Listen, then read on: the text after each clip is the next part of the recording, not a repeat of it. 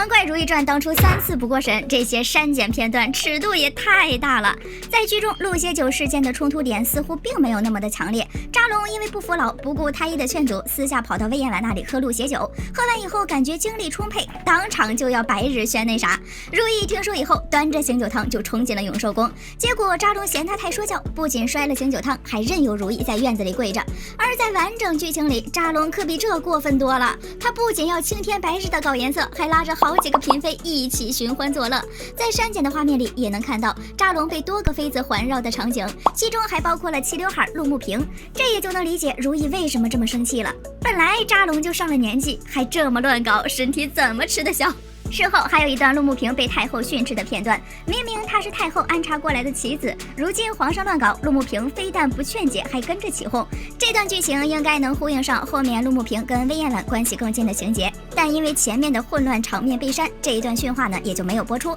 另外，剧中还有多处残忍的刑罚被删，就比如海兰被高熹月污蔑偷探那次，周围又没有人能帮他做主，高熹月就借此对他施以惩罚。如懿赶到现场的时候，海兰已经是趴在地上了，放大画面还能够看到脱下来的鞋子，估计是鞭笞足底的画面有点少儿不宜，这一整段就直接被删掉了。但从后来如懿被白蕊姬陷害时，海兰一瘸一拐的跑过来为好姐妹辩护，也能看出海兰受过这样的刑罚。还有阿若落网的时候，剧中只有如懿捧着她的手说狠话，和后来阿若遍体鳞伤坐在冷宫的画面，这其中呢就删掉了2段残酷的刑罚。如懿为了惩罚阿若，先是捧着她的手讽刺她卖主求荣，然后又生生拔下阿若水葱似的指甲，又处以猫刑，把她折磨得体无完肤。这段剧情呢虽然没有播出，但从阿若捂着手在地上挣扎和她在冷宫满身伤痕的样子，也能看出这2段应当是拍了，但没有播出来。《如懿传》被删减的这些画面，你能猜到是什么剧情吗？第一个，海兰与苏丽云长街对峙，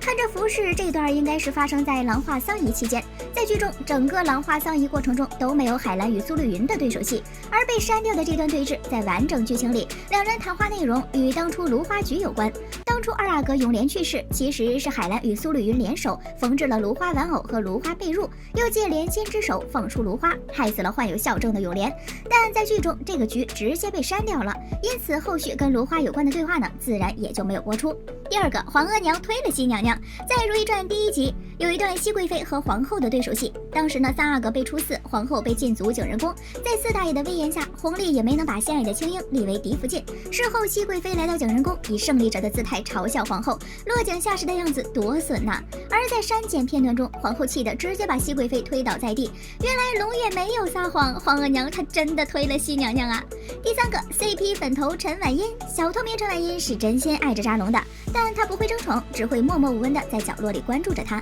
第5集，如懿因为郎世宁的话跟扎龙闹了别扭，兰花立马安排了其他嫔妃来伺候扎龙，陈婉音呢也因此得到机会来皇上身边磨磨。但小情侣俩很快就心意相通，各自画了对方的小象交换，感情立马和好如初。在删减的片段里，俩人互换小象的时候，陈婉音正好在术后看到这一幕，看着皇上难得的笑容，陈婉音也露出了欣慰的姨母笑。后来陈婉音有事没事就会偷偷画下扎龙的样子，大概也是受两人交换画像的影响吧。另外呢，还有一个片段发生在相见入宫以后，陈婉音站在长街的一个角落，默默地看着韩相见的寝宫。路过的如懿看见以后，问他是不是在等皇上。陈婉音回答是也不是，自己这么多年来的心意，其实皇上根本不知道，一直都是自己默默地放在了心里。陈婉音的单相思真的很纯粹，她无所谓皇上爱不爱她，只要自己爱着皇上，无论做什么，只要皇上开心就足够了。可是这个皇上他是个渣男呀，他不值得你爱呀，婉音。《如懿传》中永琪被立为太子的真正原因居然删掉了。《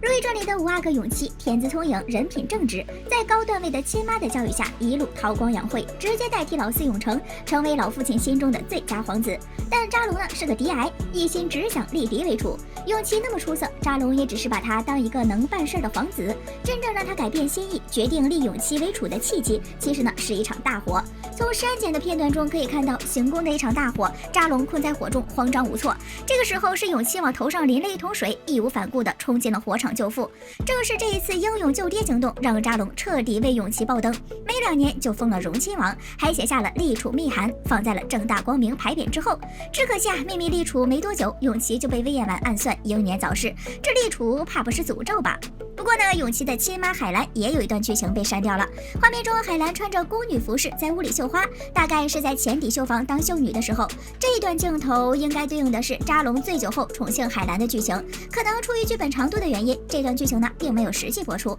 海兰成为侍妾格格的原因，都是以角色台词的形式表达出来的。还有全剧最幸福的锁心小天使，她在剧中嫁给了太医江宇彬，婚后就只有如意封后那段时间出现过。而在原有的剧本里是有拍摄锁心婚后生活的，她和江宇彬住在不算大的府邸里，生了一个可爱的女儿，生活恩爱幸福。最后还有一段被删减的夫妻俩扫墓的镜头，因为如意死后，扎龙抹去了她所有的痕迹，只以皇贵妃遗志葬于妃陵之中。锁心听说后，便在宫外设立了衣冠冢，就葬在凌云彻旁边，年年都会带着江宇彬前来怀念祭拜。另外，在预告片中还有一幕莲心在牢笼外笑着流泪的画面，这一段呢，应该是在王亲磕麦丽素上头，所有的罪名被揭发以后，因为还涉及如意被诬陷一事，扎龙十分生气，下令让宫里所有的太监都到慎刑司现场观摩王亲受罚。莲心这一幕应该就是在现场，他看着曾经的恶人得到惩罚，大仇得报，忍不住笑着流下了眼泪，应该是现场行刑画面不太和谐，这一幕莲心落泪也就随之被删减了。